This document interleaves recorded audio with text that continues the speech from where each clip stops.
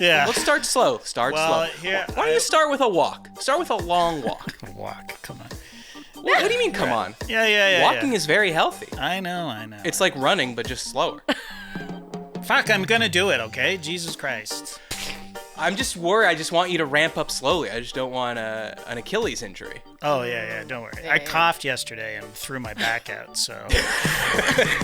I'm not even kidding.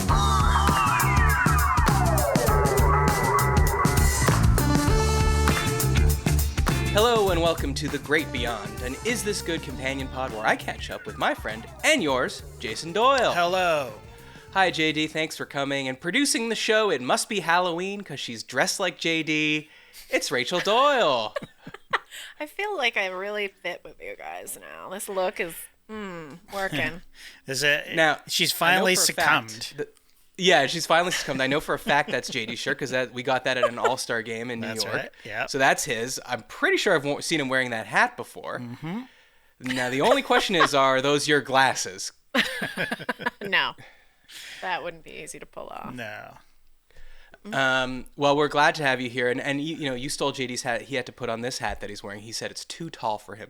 He was going to wear it backwards. He was fixing to wear it backwards diagonal, like some sort of tubular 90s man. I am a pathetic 50-year-old hipster. That's what I am. Like, I've become what I hate. Well, do you think that when you go to like school events and stuff, like, do you look cooler than the other dads? Well, we're in Atlanta, so no, absolutely not. Like, I don't look as cool as their principal. Like, Lincoln's principal is the coolest man alive. Yeah, he came through dripping. Oh, every day at the drop off. Oh my God, he's always got some serious swag. It's hot. Okay. Hot. Do the kids think that he looks cool? Yeah. Yeah, they love really? And they respect him for it? Dr. Jones. Dr. Jones. Dr. Jones. Yeah. Wake up now. He's cool. But I don't know. I dress like a teenager. I eat like a child. Yeah. I'm a fucking, I can't help it. Like, well, you were born at the earliest possible time one could be born and still dress like a teenager as an adult. You know what I'm saying? Yep, totally. If you were born 10 years before, once you hit frankly, late 20s probably, early 30s. Mm-hmm. You're wearing slacks. You're wearing probably a suit and tie to go to work. Yep. Mm-hmm. You're just dressing up. And now you just hit the generation where it's just okay to wear T-shirts, hoodies. Yep. But is it okay outside of North America? Like, is this okay in Europe? Is it okay at all? No. That's the question. I mean, well, yeah. I mean, right. It's the same thing when we're talking about how, like, there was a generation that was the last generation that dressed up to fly, right. Which I feel was a little later, because I feel like even when I was a kid, people would dress up to fly a little bit. Yeah, same. But people don't think that's well, I don't know. I guess I kind of think it's a good thing, but then people always fucking push it too far. That's always the problem, isn't it? It's like, sure, right. Wear comfortable pants, wear a T-shirt, but now do you need to be wearing sandals? Yeah. No. Or pajamas? Yeah. No pajamas, please. It's hard to tell the difference between a pajama. You look through that Viore catalog, I don't know what's a pajama and what is a creaseless pant. Flannel is a big indicator that it's pajama when it's pants. Oh, okay. Yeah. Candy canes and little Santees on them, that's little a good dog indicator. Faces. A little trapdoor over the butt, that's a good indicator. I think little hat with a pom-pom is a good indicator. If you're on a red eye, I think maybe it's fine, I guess. To wear a onesie? I want to, you know what? Next time I go on an overnight flight, I'm going to dress like as a 1950s dad, you know, who has gotten up in the middle of the night. So, like, slippers, house coat, pipe, stocking cap. That's when they say, "Sir, you can't smoke on this plane," you say, "I just bite it. It's for the look. I don't light it." I blow into it and bubbles come out of it. Yeah. That's whimsical for a plane, right? Yeah. Where are these bubbles coming from? Oh, there's an old man 7 rows up. But I guess the other thing is, could it go? Is there a level for it still to go down? As in the plane, where it's like we started going a little comfortable and now people are walking around barefoot. Right. As a man of 2 kids, is there another level where it's just going to be like, okay, now this is too far. Oh, if we did this Jackson style, if like the moment he walks in the door, he strips down to his underwear and just walks around the house in his underwear. But he's always done that. Right. But that, okay. But you could do that on a play. He's saying long gym shorts and a tank top if you walked around like that. Right. But then again, if Martin Scorsese films are to be believed, men in the 70s were walking around like that. Yeah. In the 60s. True. Mm-hmm. Little tomato sauce stains on them. They used to call them something different back then. We don't call it that anymore. Right. Call it a wife respecter. Yes. Lots of respecting done in those Lots shirts. of respecting my wife. But sometimes when I'm not being congenial to Jill, she says, "Put on your wife respecter, please." Wow. Okay. The one with the curry stains. Yeah. And me feeling just vulnerable enough with my like sort of little bit of a gut protruding into it. Just slightly too tight. Can't be mean to her anymore. Just flex the pecs. It'll offset the gut. 1/3 of the year gone by. Can you believe it? Wow. I don't know if it's May. I don't know if I'm dropping this on you and I should have been more gentle, but that is 4 months. Jesus. Wow. Okay. Yeah. Just want to check in on your New Year's goals, I guess. Oh. My fitness goals? Yeah. They haven't started yet. Haven't started yet. Yeah. Well, It's not all or nothing. That's only 1/3. If you think about it, you could have 2/3 of the workouts you've always wanted. So it's not too late for you. Right. This isn't to shame. This is to cheer on. Thank you. I appreciate that. It's sort of like and to inspire. Here's how I'm going to look at it. I'm going to look at it like, you know how we did this back home more in Canada, where it would like June 15th, you would say, okay, every dollar I make from now to the end of the year is my money because I've been paying taxes this whole time. You know what I mean? Okay. So that's what I've been doing. I've just been, it starts June 15th. Oh. So you've basically been taxing yourself with sugar. Yeah, that's right. Overtaxed. That's right. But now you're ready to dig in. I'm going to dig in. I'm going to dig in tomorrow. Today. Don't make Oh, good. Well, blondies. this was inspiring for you. Yeah. Let's start slow. Slow. Here Why don't you start with a walk? Start with a long walk. Walk. Come on. What do you mean, come on? Yeah. Walking is very healthy. I know. It's like running, but just slower. I know. I hear it. Yes. Fuck, I'm going to do it, okay? Jesus Christ. I'm just worried. I just want you to ramp up slowly. I just don't want an Achilles injury. Oh, yeah. Don't worry. I coughed yesterday and threw my back out, so I'm not even kidding. I'm with you. I've been sick all week. Hey. Appreciate what you have when you have it, Yeah. As I had a cold for the last 9 days, health is wealth is what I'm trying to say. Yeah. It was... you don't know what you got till it's gone. This tragic illness that I've been struck down with. Wow. That's a long Lord, time. why have I forsaken thee? Yeah, maybe. So what are you talking? Just a common cold over there? Nothing common about this cold, JD. Oh, okay. This cold was wearing a unique top hat and a monocle.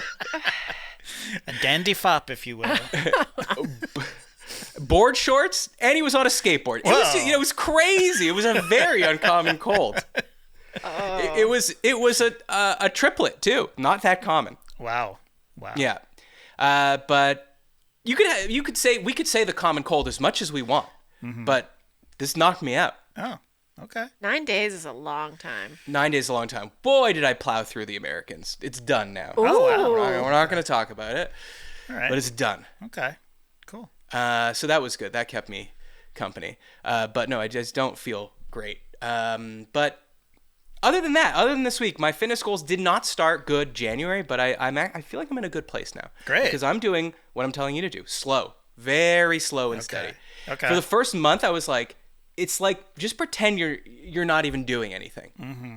It was paying my taxes. Because I'm like, I know I'm going to be unsatisfied after every workout. I didn't push hard enough. I didn't go far enough. I didn't go fast enough, whether it's weight training or running or whatever. But I knew I needed to do that so that in a month, when I was like, okay, now you need to go on a run, it was more muscle memory and I didn't feel nervous about doing it. And I didn't feel like I'm going to be sucking wind 3 seconds into it. You know what I mean? Yeah. You weren't working out while you were sick, though, right? No, and that's why. Okay. And that's the lie that we tell ourselves, right? Because now I'm like 10 days not having done anything. And I'm better now, but I still don't really feel like doing anything, but whatever. And you start to feel like, well, you're fucked now. It's over. Yeah. Oh. Every gain you've got has been tossed aside. Been eating like absolute shit this week. Yeah. Because Jill's got it too. So every day we're like, maybe a little treat will make us feel better. Yeah. Oh, the things I put in my mouth this week. Yeah. They're disgusting. Yeah. Anyways. Oh, also I canceled the marathon. I don't know if I told you that. No. Oh. Yeah, I canceled the marathon. It wasn't until October. It was not until November, actually. Oh. I think. Or maybe it was October. But okay. I knew I wouldn't be ready to, because I have a goal to do it in under 4 hours, and I wouldn't be ready to do it. Maybe ready to complete it, but not confident, and I don't want to do fucking 2 training cycles. Yeah. So I'm just going to target something in 2025, even though I will have failed in my 2024 goals. Well. No, you're just procrastinating your 2024 goals to 2025. I don't think it's procrastinating, because I'm working on it. Yes. Right. Procrastinating would be not working on it. Right. Well, you said fail, and I don't think it's fail. Okay, thank you. Did anything good or not good happen to you this week? Were you out living while I was at home dying? Yeah, we were out there fucking taking a bite out of life. Like, what did we do this week? Oh my God, grabbing it by the balls? Yeah, we went to a soccer game. Oh, yeah. And his Lincoln's last concert for DSA, he's done. Like, yeah, it was the last one. A lot of tears at that concert. Oh my God. It was very emotional. Took a hammer to his trumpet at the end. Said, I don't need this shit anymore. No, broke all his reeds in half. He's singing. He's not playing an instrument. Oh, okay. His voice is his instrument. But anyways, yeah, the band conductor or whatever, he was very emotional. Mm-hmm. Lined up all the seniors and just paid tribute to them, basically, because they're graduating in 2 weeks. Mm-hmm. And he started when they were freshmen, so it was his first full, cycle of students. So, like, from larvae to butterflies, I guess. Oh, isn't that sweet? Well, Lincoln said they nice. were crying all day at school, too. Yeah. And then they brought it to the concert. But Lincoln's stone cold laughing at everybody who was crying.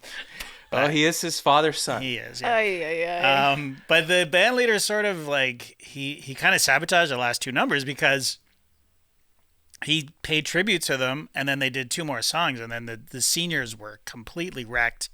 The 2 girls who were doing the solos for the next song, where they couldn't sing. They were like sobbing. So, yeah, totally.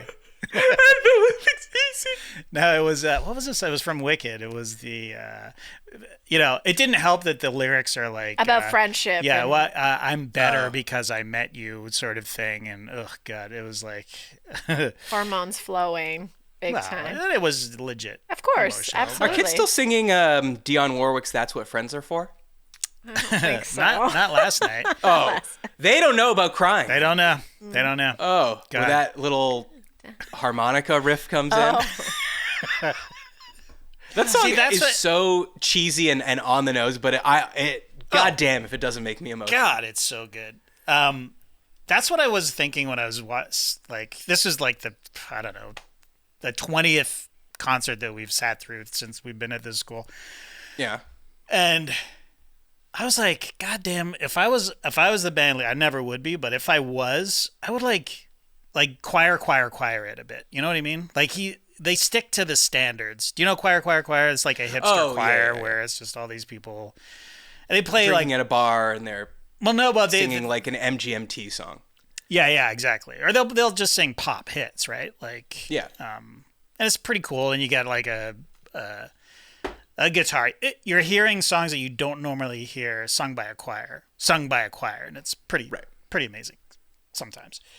So I was like, God, that would be cool because sometimes the accompanist would he wouldn't play piano one song, he would bring out the djembe or whatever and play that, along with it, which was fine. It was good. It was great.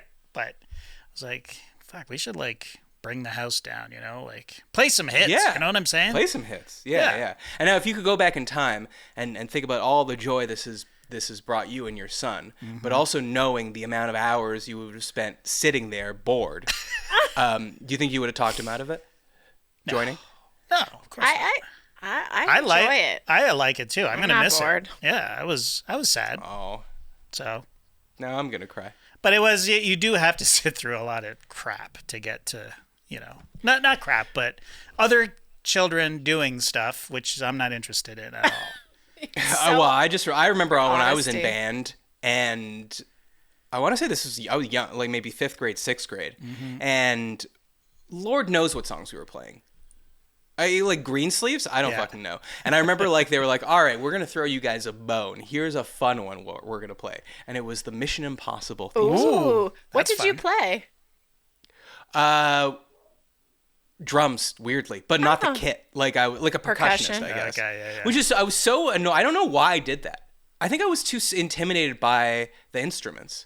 I was like, those look like they got a lot of notes. I had not played guitar at this point. And guitar was not an option. But like the fucking trombone, no thanks. That just sounds like shit. Yeah. The trumpet, I remember like they were like, you gotta be able to buzz your lips like this, and I was like, well, I can't do it. And of course, can't do it on my first try. So, what's the point? Yeah. I can bang a stick on a drum. I know I can do that. You should have stuck And then I with remember it. they were showing us like the patterns and like timing because we had to like learn how to read music, and I was like, drums is harder and so much more noticeable when you fuck up. Like if you come in like a beat too early or you don't rest and you just hear like a bong. You know, there was somewhere. What is that called? Just a bass drum, like the one that's like on its side, kind of. You know what I'm saying? Bass drum. Yeah. So I had the big mallet.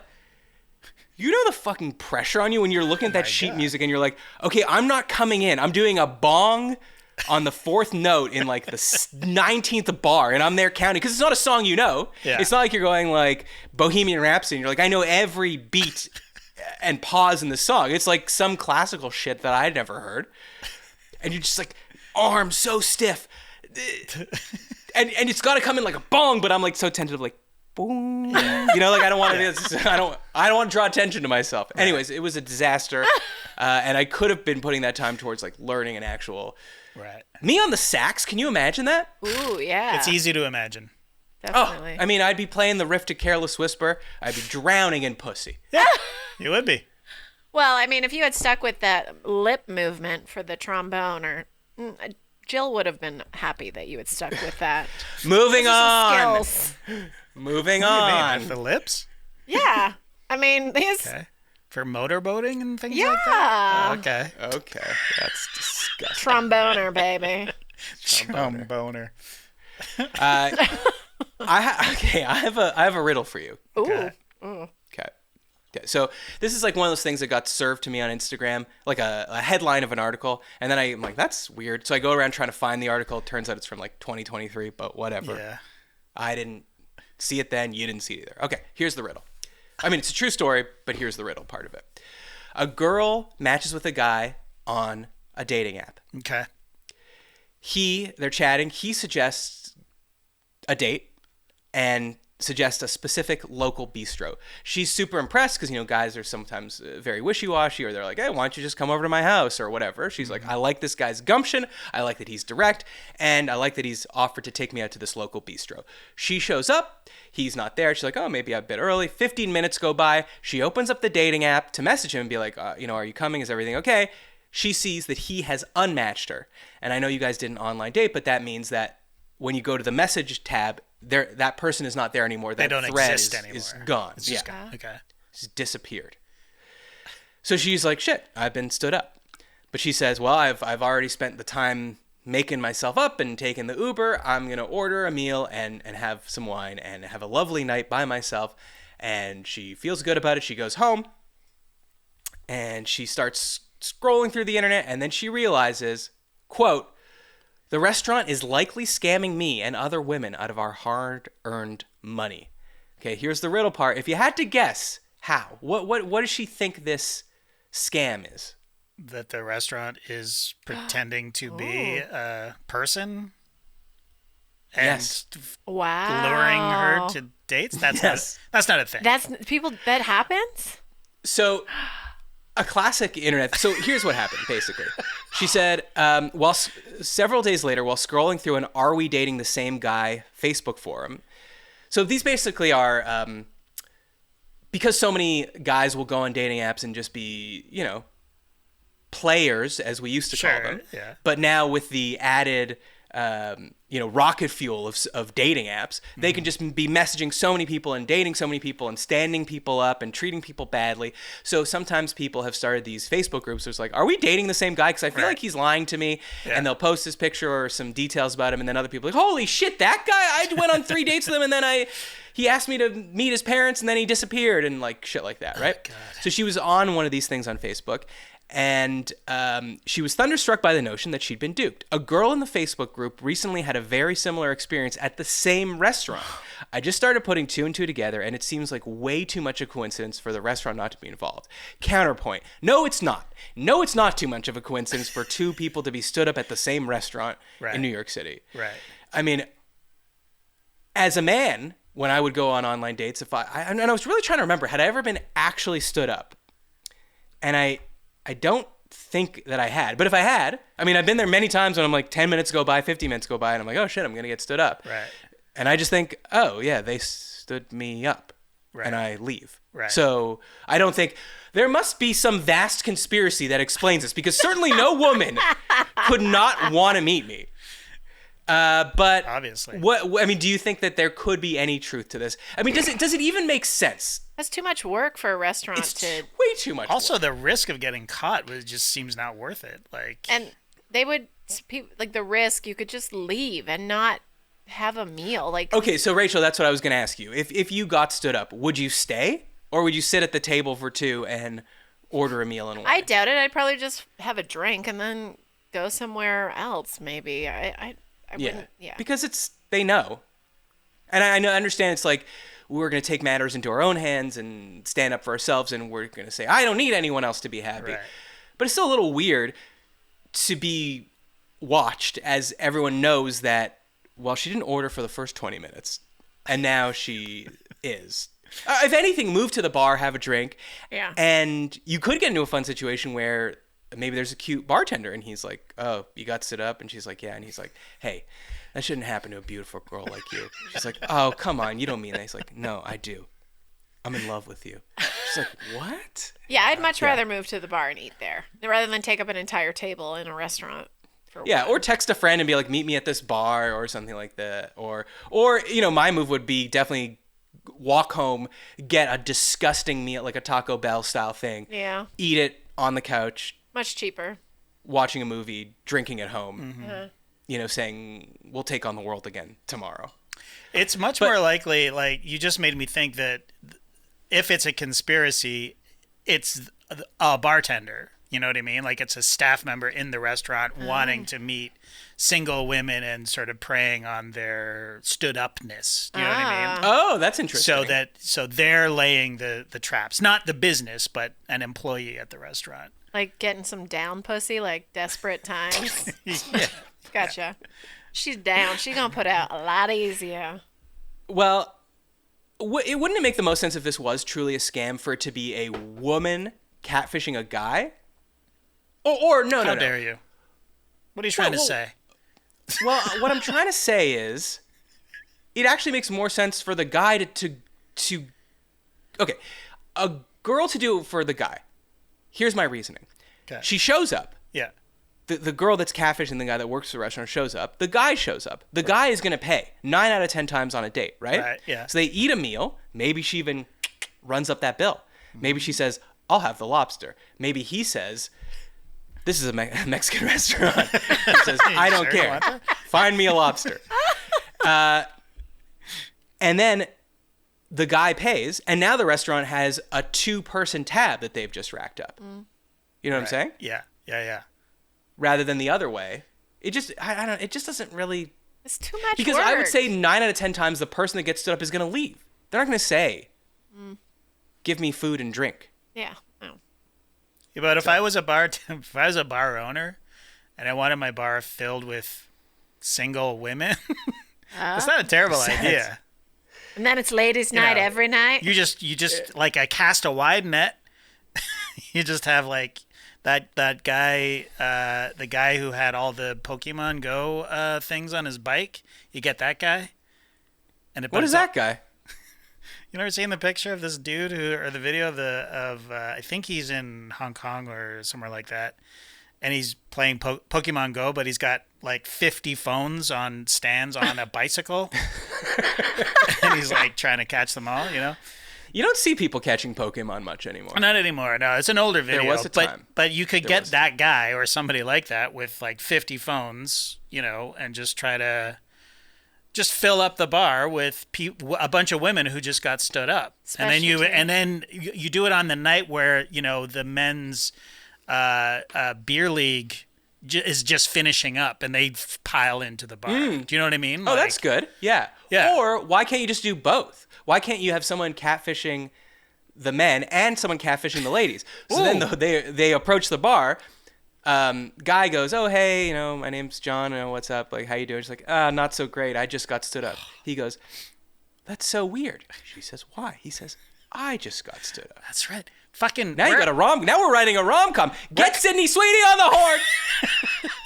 No, it could be a reality show. We're cutting this out of the show because we're pitching this. Okay, wait. What's the reality show? Spurned?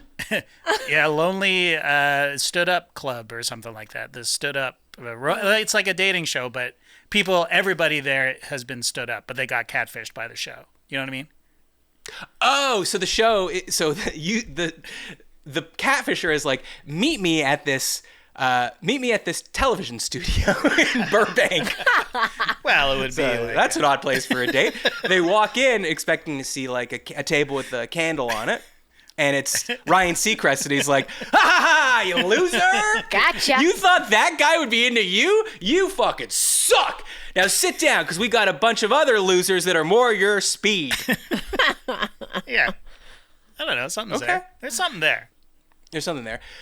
One time when I was, this must have been like 2005 or 6, I was in China. I was in this small town in, like a far-flung place, like in I think it was like Yunnan province, whatever. It's not that important, but just know it's like a little off the beaten track. Mm-hmm. And I had met this group of people that day. And I'm confused. Like, I don't know if I just didn't have a phone or I had a phone, but like it was for emergencies at the time. It was a dumb phone. Let's just say that. Okay. And I'd met these girls that were traveling with a guy, and they were like, oh, why don't we meet up tonight? And they're like, we're going to be at Monkey Bar. So I said, okay, cool. See you there at 6:00. So I show up to Monkey Bar. They're not there. And it's like a grimy, like, I mean, I love a dive bar, but this is like, feels like a bit of a den of iniquity.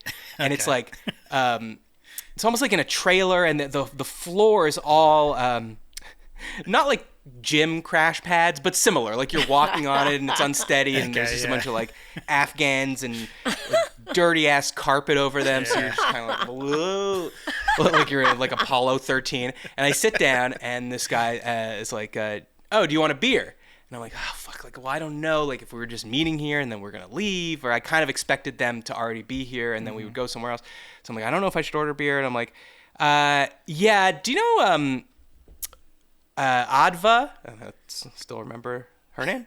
And he's like, oh, yeah, I know her. He's like, oh, was she here? He's like, no, they just walked out, but they said they're going to be back in a bit. And I was like, oh, perfect. Yeah, sure, I'll get a beer. So I get a beer. I'm sitting there, like just alone. And I drink the whole beer. I'm like, yeah, it's been a while. Did they say when exactly they become? Like, no, soon. Do you want another beer? And I'm like, yeah, I guess so. And then after the second beer, I'm like, he's like, do you want another one? I'm like, no, I guess I'll just go. I guess they're not coming. And he's like, yeah, probably not. And I was like, what do you mean? He's like, I had no idea who you're talking about. Oh my God. Wow. I was like, fuck you? To hell? I just bore my soul to you. Were you talking to him the whole time? I was talking to him a bit, but he was white. And he was like a dreadlocked, like the exact stereotype of the kind of person you meet traveling, especially like in Asia, Southeast Asia, that is just like a crust punk, but an enlightened, fancies himself enlightened and cultured, but really is just there to prey on Asian women and is just a scuzz bucket. Like, I the whole time I was in there, I hated it. And I would have normally been fine to just sit, by myself or just talk, especially when you're traveling. Sure. It's usually other tourists coming in, so you could strike up a conversation. But it was just an uncomfortable place to be. Like, I honestly felt like it could get raided at any moment, like that kind of, like it felt like an opium den, kind of. So what happened to the people? To Adva? What? No, I don't know. It was like a tiny town. So then I walked out, and they were just in another bar, and they're like, "Oh, sorry, like we were there, didn't see you," or I forget, like fucking, or they stood me up. I don't remember, but I did see them again. Anyways, tune in, Spurned Wednesdays, 8 p.m. ABC. Hey, speaking of TV. Have you seen this Beavis and Butthead sketch that everybody is losing their minds about? Yes, I've seen the Beavis and Butthead I knew you would. sketch. What are your thoughts? It's a sketch. It's a sketch. Yeah. It's certainly a sketch. It's fine. I watch that. I sometimes, or like on YouTube TV, I have it set to tape SNL, and 1 out of every 4 times, it'll be Sunday morning, and Jill and I will just be eating breakfast, and I'll be like, "Oh, fuck, I forgot." Like, or it's someone, it's Ryan Gosling. He's usually funny. Yeah. So I did watch. I think I watched that whole episode, and that sketch came on, and I was like, "Okay, this is good. Yeah, this is one of the better ones of the night." But then the tweets start coming through. Then we start getting oral histories. How did we manage to pull this off? How did Kenan Thompson make it through? We got an interview with him, and I was like, "Am I going insane here?" How old are the people saying this? Have they not lived through the David Spade, Chris Farley years? Well, probably not, because okay, but see, but even still, if you want to get into that thing, I do kind of think it's generally true. Now, if there was some measure of objectivity, we could probably rank the best seasons, or someone could rank the best seasons. But I do think that it largely, there's a certain age when SNL hits you, and you think that's the funniest one, which is why the people that were around in the 70s, think it's that. Mm-hmm. Then some people think it's the 80s. Some people think it's the Spade, Farley, Myers. Some people think it's the Will Ferrell, Tina Fey years. And then I'm sure there are a lot of people that think that these, new guys are crushing it. And some of them are very fucking. I like James Austin Johnson. I love. I think he's hilarious. But yeah, I don't think it's the funniest. Yeah, but ever, they are saying this is the funniest ever. So I'm saying, is there they say a lot of things, record of like looking at previous decades? I mean, yeah, it's sort of hard to. I mean, I saw an article. They're like, this is the funniest sketch in my lifetime. My lifetime. Like, even if they were 25 years old, I mean. God damn! I mean, that's none of my funniest, like it's hard off the top of my head, but none of my funniest sketches of all time are SNL sketches. Well, I would doubt. No, but what? Okay, well, I said to Rachel, because I wanted to talk about this, I was like, "Hey, what's your favorite SNL sketch?" She didn't even blink. It took a nanosecond. Gap Girls at the food court. That was it. Like Farley, Sandler, Spade, right? Mm-hmm. Yeah, and Schneider shows up, and Darlene from Roseanne shows up. And we rewatched it, and God, it's 1,000 times funnier than the Beavis and Butthead. It's also a sight gag. It's also something that would never get made today, because four of the 5 women on stage are in drag, basically. Mm-hmm. They're played by men. But it holds up, man. It's fun. Like, but also the things you love when you rewatch them a decade later or 2 decades later hold up because you once loved them. Right. Like the music you loved when you were 17 still, quote unquote, holds up because you loved it then, and that carries it through. But that's not what's under question here. It's saying this is the best sketch of all time. Like, how can that be? How can you? I can't even say that about. But every my headline favorite. has to be that. Like, you can't have a headline that says, this was a very good sketch. Right. It has to be the best of all time. So it's inauthentic just to have people love. I think so. And I think it's also a very narrow scope. But, no, I mean, I would say probably, off the top of my head, I think I've talked about this before, Chris Farley's Colombian Coffee Hidden Camera sketch. Yeah. I love that one. And it holds up. But I feel like I showed it to Jill, and she was like, okay. But she didn't have the experience. She didn't have whatever my brain was doing, that when I watched that 10 times in a row on a Chris Farley DVD in 1990, whatever, that part of me unconsciously is brought back to that time. Do you have loving it? Do you have sayings from it that you repeat to your friends? Because from the Gap Girls one, there were like 6 sayings in that one clip that me and my friends would just repeatedly say to each other for Okay, years. give me one. A donut hut slut. Not funny. Next. You remember the sketch though, right? Yeah. Okay. The Still not funny. when you repeat it to each other and you're insulting each other, it's different. The context is different. Jesus. Diet starts Monday. Bit of a cliche. Lay off me, I'm starving. Lay off me, I'm starving. Heard it before. Don't listen to him. This is not He's trolling you. What I'm saying. It's the nostalgia of you and your friends I repeating understand. No, of stuff course. to each Of course other. I understand. Of course I understand. I scream, "You lied to me," which is from the hidden camera coffee sketch. Yeah. Just him going, just someone says something to you, and you jokingly go, "You lied to me."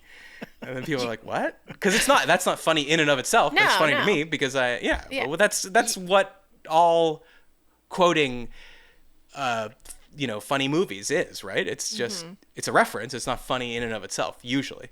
You're right. Yeah. Anyways, it's fine. But I will say Gosling is very funny. You know what I cannot fucking stand that everyone goes nuts about is that we were all abducted by aliens and 2 people had a great experience, but why am I blanking on her name right now? I know. Kate McKinnon? Kate McKinnon had a terrible time. Right. Yeah. It's just Yeah. It's so tedious, that sketch. It's so tedious. That's exactly the word I was going to use because the formula of it. Yeah. She says good thing. He backs it up by saying another good thing. And then she says, well, it wasn't like that for me. And then you always have to sit through the good thing and wait until she says the other one. It's so... Right. It's like watching the Phoenix Suns play basketball, right, JD? It's just like my turn, your turn, my turn, your turn. How about some ball movement? Sorry, we just had Lee Ellis on. He got basketball. We're like, please, enough with the basketball. I don't mind a formula sometimes. Like the Debbie Downer, I love that sketch. Yeah. It's the same sort of thing. It's a formula where it's just like she's just gonna say something awful. But I would say that is to me more of an example of funny, not funny, not funny, not funny, not funny, funny, funny, funny, funny. You know what I mean? That kind of thing where it's just like repetition. It's like, and the punchline is not that good or interesting. And what's funny is just like, we're just going to keep hammering this crash zoom home. Yeah. And you will eventually laugh at the kind of absurdity of it. Speaking of trombones, I mean that's the star of the fucking the sketch is the zoom. Well, that's why the zoom once and that the came trombone. out, everyone was trying to play the trombone. Yeah, cool. Congrats to you, Ryan Gosling. And then they took the Papyrus thing, the original Papyrus. Excuse me, the original Papyrus thing that was a few years ago, or no, many years ago at this point, I guess. Great sketch. Is so fucking good, so smart, so well shot. Yeah. Like, just kudos. And then they did a redo of it, but they just released it online. They cut it from their show. Oh, really? I haven't seen it. Yeah, it probably didn't need to be redone, to be honest. But what are you going to do? All right, some quick housekeeping. If you want to support the show, patreon.com/isthisgood. You'll get ad-free episodes. You'll get access to our thriving community on Discord. And you'll get an exclusive episode every month, which was last week. You could still go back and get a free trial and listen to that. It was a very fun, very spicy episode. It's weird because on the episode, I'm like saying things, I don't know if I can say this because it's just, it's just the guys, just the friends, Mm-hmm. I'm not going to get in trouble. But now I'm telling people to go back and listen to it. Yeah. So I should remember that for next time. What was your, the barbecue stuff? Barbecue, yeah. People, I did get some angry emails and comments about my barbecue takes. Wow. Actually, I have an Is This Good question for you off the barbecue takes. Right. So this place I went to, they have a very strict rule that it's the kind of place where you line up, you go to the counter, you order. Yeah. Then you stand off to the side. They call your name. And then once they give you the food, only then can you bring the tray to a table and sit down. Okay. Because I guess what they don't want... They don't want people lingering at the tables. Yeah, I guess maybe once you've ordered, it's okay. So where do you stand while you're waiting? Like, just, is there a corralling area? Or No, you just mill. Okay. There's also a bar. I'm saying this because this is how seriously these people were taken. There was a bar. And I was drinking a beer and sitting at the bar. We'd already ordered, so I'm just waiting for the food to come out. Yeah. Then there was another guy sort of catty-cornered the bar to me, and two dudes walk up.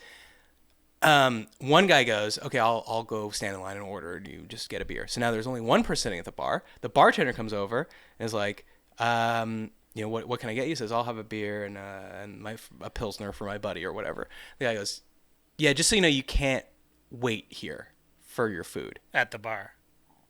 And he's like, but I'm ordering a drink. He's like, yeah, but you can't save that seat, your buddy's seat, because he's in line, so you haven't ordered yet. He's like, but then he will have ordered, and then he'll just come sit next to me. He's like, look, man, all I'm saying is that if someone that has their food wants to sit in this seat, you have to let them sit in your seat. And the guy was like, God damn. Jesus, okay, fucking relax. And I saw this guy do this to like 2-3 people while I was sitting there. Anyways. What? Yeah. I mean, okay, you see this more at coffee shops too, right? I've never seen this. You've never seen this? Heard of this. A sign that says "Wait till you've ordered to sit down." Never. Honest to God, I've never heard of this ever. Sounds like LA culture, babes. No. This is a standard across this great nation of ours. I've never seen it. You've never seen that people ask you to order before you sit? No. Well, I'd be like, at a place where you go. You know, at a place where you go and then they give you there's those metal poles and they stick the plastic little number in them. I mean, I guess. And then you bring the plastic little number to your table. I guess it's assumed, but we'll send the kids to a table. Yeah, I haven't seen. That's exactly what they don't want. Yeah, because now someone that ordered and is now looking for a table can't get one, and their food's getting cold because your kids are hogging it. Bro, you gotta move back to Ain't America. Got no signs to tell us to be civilized down here. Rachel, you've been doing a lot of accent work this show. Do you do any impressions out of curiosity? No. Genuine question. I do a good share. Oh, yeah. Okay, let's hear it. No. Come on. I need the music. I need karaoke. Like singing. You do share singing? It's singing, yeah. Like a particular song? Or like, do you want me to be Sonny Bono? What do you want? I just got you know what? I'll save it for the Patreon only. How about that? Yeah, okay. Okay. And can we get like a royalty-free... Well, we don't have to worry about royalties on the Patreon only. See what I'm talking about, people? See what I'm talking about? What happens there? So we'll just crank up that karaoke music and we just play Rolling Stones "Start Me Up" on a loop behind us the whole time. Right. We don't care. That's exactly we get some right. Beatles in there. There it is. So I guess you're saying not good. And I'm saying not good too, but I understand it, but it's still annoying. Like, it's annoying when you're, like, let's say you're 4 people and there's a table for 4 and you're waiting in line. You're like, fuck, there's only one table for 4. Yeah. Two people go and sit in it. You're like, fuck. Totally. I 100% understand the reasoning behind it, but just to enforce it as a policy would be so stressful to work there. As the bartender would be like, just telling people constantly. Loved it. Okay, he loved it, JD. Yeah, again. He was one of those people. Just power tripping OCD. Yeah. Yes. Yeah, exactly. Right. All right, send topics for future shows to isthisgoodpod@gmail.com. That's right. This is still housekeeping, people. You cannot press the 30-second skip button. You never know when we'll ask a question. Don't forget to subscribe to Is This Good on YouTube. Leave a review on Apple Podcasts. JD, we were going to talk about this last time, but we ran out of time. Mm-hmm. There was a big kerfuffle down there in Australia. Down under, yeah. There was Arj Barker, who I'm not that familiar with. It turns out I do follow him on Instagram, but he must have said something I thought was funny because... by the way, I looked at how many people I follow on Instagram. I've cracked 2,000 somehow. Is that more than you thought? Yeah. It says it right at the top, though, every time you go to your own page. Yeah, but I never go to my own page. Why would I do that? Just to see what the content's like? On my page? On my own page. Oh, I'm only following 654 people. Okay, see, that's sort of Do you where have more followers than you're following? Yes. Okay, that's got good. about You just 5,000. don't want that to be reversed. That's embarrassing. No, I know. That's well, what you know why I kids call have so cringe. much? Because I'm constantly hunting for cold opens for the show. Oh. Right. So if somebody does a decent one, then I will follow them. Or That's if I respect. need to go back. Respect. Yeah, so... That's the respect you give them for stealing their content. They like it. You share I'm it, not and then stealing they it. get more. I'm showcasing. Yeah, no. I'm I'm showcasing. joking. All right, so Arj Barker, the comedian Arj who was Barker on... was, people probably know him from, what's it called? Flight of the Conchords. Oh, that's right, of course. Yeah. Yes, he played Dave. Dave. Oh. You're a Good legend, character. Dave. Yeah. Dave.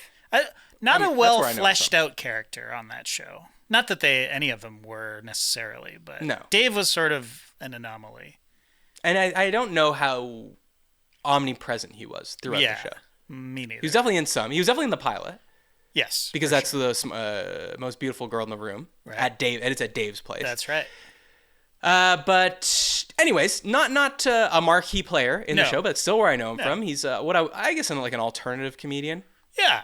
I mean, he's funny. He's funny, Yes, I okay. would say. He was performing at the Melbourne Comedy Festival in Melbourne, obviously.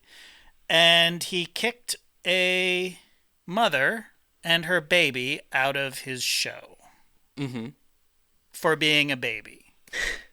The baby. Well, I think you also have to say that the woman was breastfeeding at the time. I don't think you have to say that. That's Because not- I do he think you have to claims say that because she said he was kicking me out because I was breastfeeding at the time.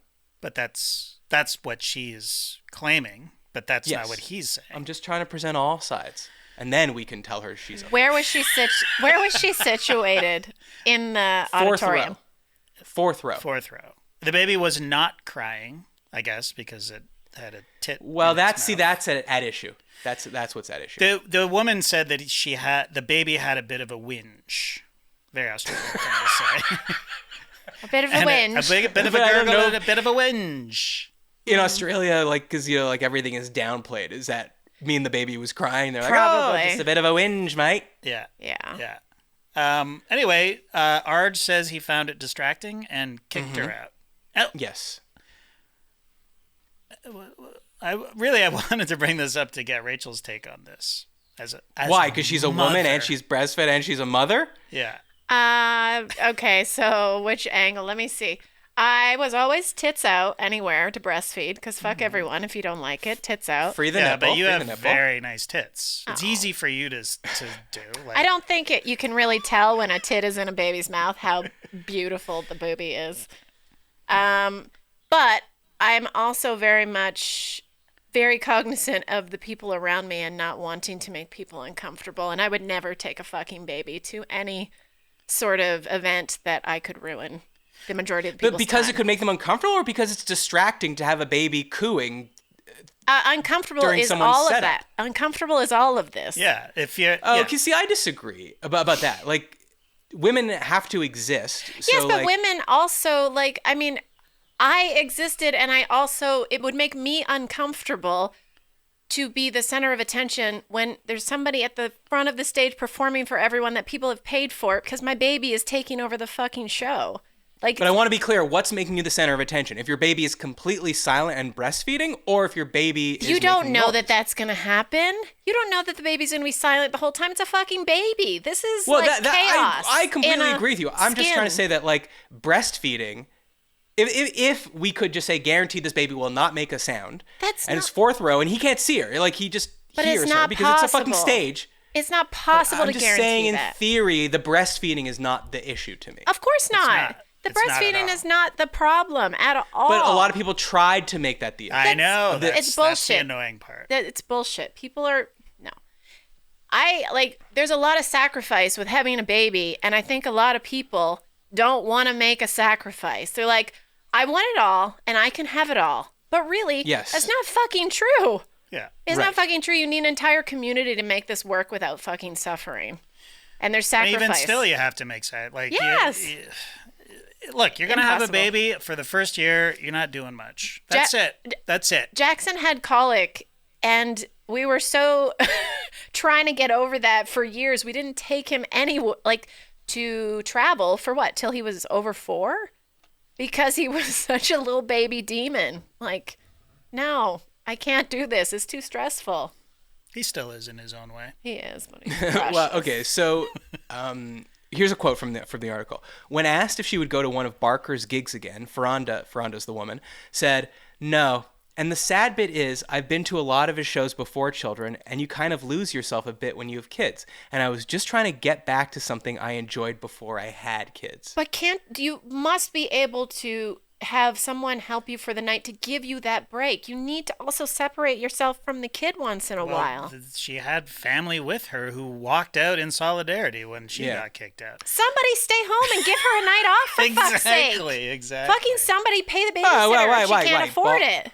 I like Arj Barker too. I don't want to wait at home while you're laughing it up with Arj. Someone fucking sacrifice for this poor woman who just wants a break. Jesus. Australian politician Ellen Sandell said she was, quote, livid when she heard about the incident. In country with the world's lowest fertility rate, blah, blah, blah, doubts creep in about the wisdom of, quote, no kid zones. It's hard enough for new moms to participate in society with all the barriers put in front of them. To be humiliated like this for just trying to enjoy the comedy festival is awful, she said on Twitter. To online critics who say the baby should have been left at home, Sandel said, "Women have a right to participate in society while breastfeeding. A note to men who don't get it. When a baby's breastfeeding, you literally have to be attached to them most of the time and can't be separated for more than an hour or so." That is bullshit. So if you don't allow breastfed babies in public places, you're actually saying women mums aren't allowed in those places. If you've never been attached to a fucking breast pump, and you've never heard of such a thing, then that's true. If you are strictly breastfeeding, but you can also pump that shit out, freeze it, put it in the fridge. It's not true. You can be separated, and it's healthy for women to have help and support to be separated and find the person who they used to be pre-baby. But yeah, and maybe let the kid fast for a bit, because maybe let the kid think, maybe I should stop fucking crying all the time, because I got it pretty good with that tit in my mouth, and now it's not here, and I miss it. So maybe I should reevaluate my priorities. And by the way, for one hit of formula, not going to kill you. Sorry, it's not gonna make a difference. But you don't even have to do that if you don't. I know. Want to. If you don't want to pump, you just want to do it. You know, your tits are going to be sore when you get home. Either way, probably, right? Yeah, you pump it. You pump it. Pump those. Isn't big this also out. sort of like the shifting? Etiquette, like we were talking about with plane travel, and it goes comfortable, but then it goes too comfortable. We clearly have come from a society that was very, I don't know if I should say anti-mother, but certainly not caring about like the inner life or the plight of the mother. Just like raise the kid, stay home. Like if we're going to go out to do something, you stay home. And now we are slowly being like, well, mothers should be able to participate in society in general too, and we should be more comfortable with babies in public spaces. And I guarantee you that right now there's more mothers breastfeeding their kids on the patios of restaurants than there were 20 years ago. Right? A restaurant is different. A restaurant. I know. I'm just saying. Yeah. So we could then make the point, well, if we're going to be a society that truly embraces and promotes and supports mothers, we should make more spaces mother and child friendly. Okay. And then I guess the question is, well, at what point does it start ruining it for other people? Because we talked on this show about how I went to that Israel-Palestine peace conference, and there was a baby there, and this woman was very clearly like, oh, I want to participate in this. It's important to me. But the baby was cooing and gurgling so much that it was a distraction for everybody. And then she was constantly getting up and then going into another room, but we could still hear the baby cooing and crying in the other room, and then walking back, and then the baby would go like, again, as the person was talking about death and dying. And it was like, this isn't great. And the same thing, if Arj is setting up a joke and there's a pause, and then you hear like, yes. And that's it. That's all it needs to be to make the thing not funny, or to make me go like, fuck, like. But is there also not a point of, okay, if you say the baby has to be with you at all time, isn't this your problem too, that you're not willing to let anyone else help you with this? Like, I mean, I think so. Like, and like you're saying, JD, she had family with her, so it's not like she could say, well, like, I'm alone and I'm a single mother and I don't have money to hire a babysitter. And Arj Barker. Somebody fucking the only thing that makes me happy. Step up and help this woman. And there's not enough. Okay. Here, business idea. We'll cut this out of the show too. Okay. Boober. Just cut the whole thing out except for housekeeping. Boober. It's a wet nurse. An app where you can get a wet nurse to come to your house and take your kid for. Is a wet nurse still a thing? I think it should be. People would be too grossed out about that, but I think I'm sure amongst the rich it is. Yeah. What's the problem? So you create Boober, but then what happens when I create my competitive app, Tits? That's a play on Lyft. One means something totally different. Less PG. Oh, yeah. I guess there's that. Adult breastfeeding. Right. I mean. Right. Yeah. I mean, what's getting lost in this is not get lost. I mean, is the point of it is just Arj was distracted by it. Yeah. It's his prerogative. Yeah. To remove the distraction. I mean, is Arj one of the greats? Like, would Chappelle be distracted by a baby in the audience? I doubt it. I mean, would Carlin? He would. If the baby was screaming and crying, it is not okay. Chappelle would be like, hey, is that baby still the gender assigned to it at its birth? Just roast that baby. Yeah? Okay, that baby can stay. Roast that baby. No trans babies in here. Anyway, Arj Barker, I'm sure he'll be back next year for the Melbourne Comedy Festival. I do feel bad for him because I do completely believe him. If you've ever been on a stage, the lights are on you and you cannot really see past the first row. And even sometimes then, depending how far back the first row is, it's a little hazy. This person was in the fourth row. There is no way he saw this woman was breastfeeding. What he did was the comedian is an expert at listening to their audience because that's the whole fucking point of stand-up. He's not just monologuing into a video and then they're playing the video for you. It's a dance between the comedian and the audience. Yeah. No, Speaking of orchestra, JD, that sometimes they say the audience is the instrument. Ooh, I like it. And the comedian plays them. Yeah. No, I believe that's horseshit. No, just kidding. It's probably partly true. But in any case, he's listening for reactions to him. Of course. And he knows better than anyone that if that baby is cooing at the wrong time, people's attention is lost. Mm-hmm. It's filling up pauses that should be empty spaces. And it's distracting. He's like, I could either nip this in the bud now and just politely say, apparently he said, he asked us like, is there a baby here? And then like, so, so I was like, yeah. And he said, oh yeah, I speak fluent baby. And it said, take me outside. And apparently the mother laughed. It was like, that's a good joke. And he was like, no, I'm being serious. The baby is very distracting. Could you take the baby out? And apparently many people in the audience were like, fucking thank God that you said something. Well, I mean, if a person was making that much noise in the audience, they would be ejected. How dare you? A person was making that much noise. I didn't mean to say person. An adult person. They would be asked to leave. Yeah.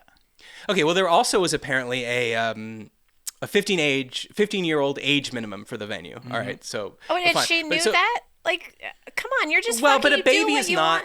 It does matter. It's... Anyway, sorry, go ahead. I mean, you take a baby to a strip club, baby's not going to know what's happening. Baby's set down by the pole, mama's doing her job. Can you take a baby into a strip club? You know what a strip club is for a baby? A buffet. They're looking at it like... I'm going to... Get me 2 plates. Hey, man. You go to some matinees, there's tons of babies in that strip club. They're just backstage. Oh, stop. What the fuck? What? Jesus. And then some guy who, in a wife respecter with a cigarette walking back there going, hey, Gina, this isn't a daycare. Those dancers can afford fucking childcare. Okay, all right. Okay, a serious question, though. Because I wanted to bring this up a few weeks ago, too. This is a tweet from Twitter. This is from Amber Rollo. I went to a private book launch party last night that happened to be hosted at a bar, and they wouldn't let me in because I had a baby. Now, maybe I'm trash for this, but I kind of think babies should be allowed in bars. What was she going to do, sneak drinks? Yeah. Now, I feel like you and Rachel would both be proponents of bringing your baby to the pub. 100%. Yeah. That's Right. totally It's a restaurant. It's a bar. Yeah, it's not going to matter. bother anyone if the baby goes, no one's going to hear it over the music and the people talking and the glasses clinking. It's not a comedy show. Mm-hmm. Tits out. But obviously they were not having it. That's odd to me, but also, I mean, it's their prerogative. I'm not gonna. But it's not odd. I mean, I think this would be because like the 15, obviously this bar has a 21 age minimum. But that's why I was saying like a baby isn't the same as a 12-year-old.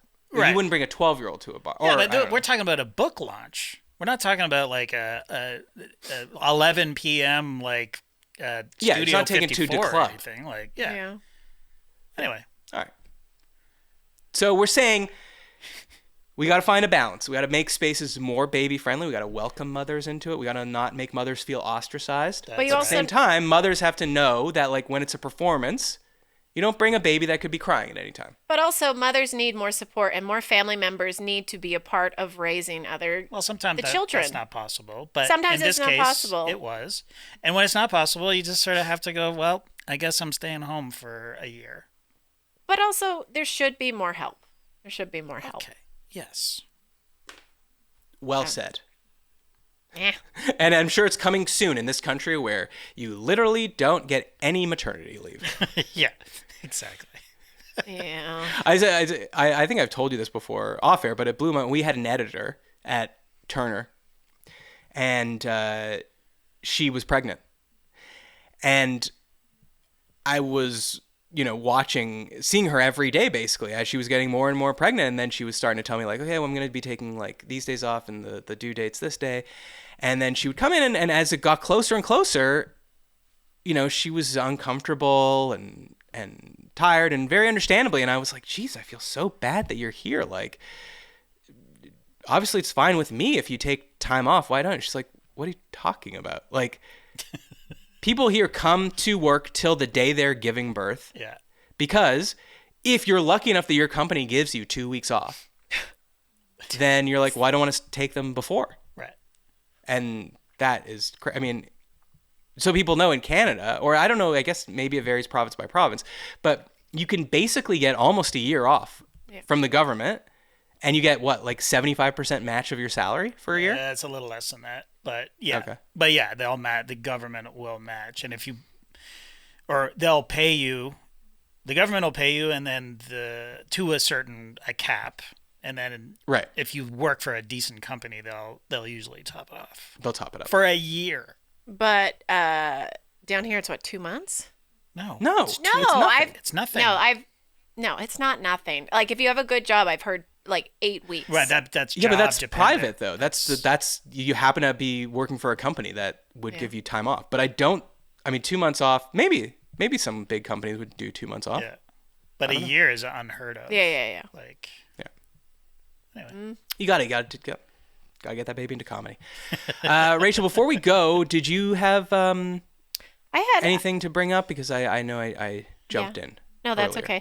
okay. Well, I guess something good was I found some nice pottery at a little neighbor's pottery sale they had on their lawn. Jason doesn't like the pottery. There's the pottery. Okay, those are good potteries. Okay, yes. For the audio listener, we're looking at basically a mug, a handmade pottery mug with no handle on it. But it has little indents on the side for you to put your fingers. Oh, that's a coffee mug? It's a tumbler. You could use it for multiple purposes. So there's no handle, but Jackson and Jason both don't like it because it's a little rough. It's rough. They're uneven. They're handmade. How many of these did you buy? I bought 4. 4 of them. Well, Rachel, you gotta bring that to the house meeting first. Yeah. You gotta get people's no consultation at all. It was a neighbor. She was selling pottery. Ugh. Anyway, this is a good thing. I love them. I put wine or port in them plus water, and I enjoy them. Anyway, but a bad thing happened. I had it on my bedside table, and I was drinking it through the night, and I brought it down in the morning, and Jackson had saw a cockroach that night. Oh my God! Fucking hell! That's a picture of me, Rachel. So are you calling me a cockroach? Oh no! Uh-oh. This is fucking terrible. There we go. There we go. All right. Anyway, this is what I saw in the morning that I have been drinking. Enhance. Oh, so I have been sipping from this. That whole thing? She doesn't know. That's the thing. Now this is not a colonoscopy picture. It does look like. Oh, we removed a polyp and there's a polyp there. But anyway, that's what I saw in the morning. You single-handedly discovered why glass was invented. Like, because you're saying if she would have been able to see through it, she would have seen the bottom. This bottom was too dark and murky. In the Middle Ages, this happened all the time. They're drinking out of wooden cups, pottery cups, that kind of thing. You couldn't see what was in the bottom. You know what Jackson said to me when I showed him? He's like, you know what? If I were you, I would just throw myself from the roof now. Okay. Anyway, we better make sure the pictures on here are PG if I'm going to fucking fuck it up like that from now on. Flip. Wait, you act like you've uploaded your nudes into the switching program. Yeah, I have a... For funsies. For funsies. That's how you keep it spicy. Like, you're like, ooh, Jason, what if these pictures ever went to air? Ooh. Does that titillate you at all? Yeah, I'm just going to put them right into the Is This Good graphics package. How do you like that? There's subjective trivia followed by your tits. Ooh. I hope you're never sick and someone doesn't come to replace you and runs the switcher. What a weird sex game. Subscribe to Patreon. You could be getting some free pornography. We don't know when it'll happen, but it will happen eventually. Well, we could have put your colonoscopy pics in here. Didn't you get a little disc with some of that on there? No, I didn't. Was I supposed to? I thought I saw some pics of your 11 polyps. Oh, yeah, maybe I did. Anyway, sexy. I will say that I've seen my parents By the way, you're just saying I got 11. Have you mentioned that before? Yeah, Jesus Christ. I don't even want to know that. Are you okay? Yes. Fine. Want to talk about my diverticulitis while you're at it? Yeah. Okay, everyone, let's go around and make you feel better. Say a medical condition that you have. Rachel? Be honest. Something's going on down there. Just say it. Down below. I don't know. Things are pretty clear since I've only been having sex with one guy for the last 30 years. Okay, and I am the picture of health. Sorry, JD, we couldn't help you out there. Join us on Monday. No, just kidding. I have asthma. And I'll tell you what. If we were on an island, Lord of the Flies style, yeah. I would get killed for my asthma way before you would get killed for your 11 polyps. Because no one would know that you had 11 polyps. Yep. Unless the boys were doing a little extracurricular work by the fire. It was only a matter of time. A little cold, a little lonely. They don't go that deep. I hope not. Well, they might be. They might like it. Yeah. Ribbed for their pleasure. Ooh. Well, anal rape. Lovely way to talk. Oh my God. Haven't you said anything about rape? Why did you say that? Consensual. Between loving boys on an island. Totally. They don't know they're going to get rescued. That's true. You just got to warm up when the fire doesn't come up. Okay. Email us at isthisgoodpod@gmail.com. Not about that, preferably. Subscribe everywhere. Leave a review on Apple Podcasts. This was JD, Matt, and Rachel reaching out from the great beyond. We'll see you next week. Bye. Oh, the black lungs coming out. Jesus.